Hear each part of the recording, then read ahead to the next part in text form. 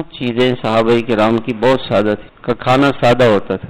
हज़रत उमर रजी अल्लाह तआला अन्हु ने के बेटे ने कहा कि मैं आपकी दावत करना चाहता हूँ। उन्होंने कहा कि मैं उस दस्तरखान पे खाना नहीं खाता जिसमें 2 सालन का, ठीक 1 सालन आपको दूंगा। सादगी थी, खा सकते थे लेकिन सादगी थी कि हम अपनी सारी नेमतें दुनिया में ख़त्म न करें बल्कि आखिरत में हमें नेमतें मिल जाएं। तो बेटे ने गोश्त का सालन रखा तो फरमाया कि ये तो 2 सालन है। कहिए ये तो गोश्त है, कहने गोश्त के साथ चर्बी भी है, चर्बी एक अलग सालन है और गोश्त अलग सालन, मैं नहीं खाता। ऐसी जिंदगी थी उनकी। तो खाना उनका सादा होता था।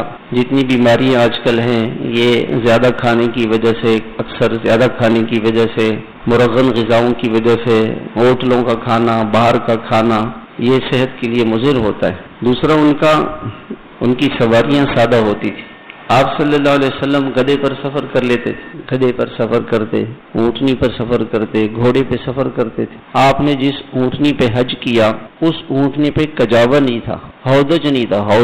हौदज ये कहे कि ऊँटनी पे साया किया जाए और उस साय में आदमी बैठे, बल्कि आप खाली जाकर के उस ऊँटनी पर बैठ गए, यानी सादा सवारी पर आपने हज किया। और आमतौर से अरबों में आदत ये थी कि एक ऊँटनी पे सवार होते और एक ऊँटनी सामान के लिए होती। तो आपकी ऊँटनी पे हौदज भी नहीं था, सिर्फ कजावा था, एक कपड़ा सा पड़ा हुआ था, उस पर आप बैठ गए और आपके पास दूसरी ऊँटनी भी नहीं थी, उसी ऊँटनी पे सामान। तो 8 दिन आपको 400 किलोमीटर 50 किलोमीटर पर डे उस जमाने में सफर होता था। 400 किलोमीटर का सफर आपने 8 दिन में तय किया। सवारियां सादा होती।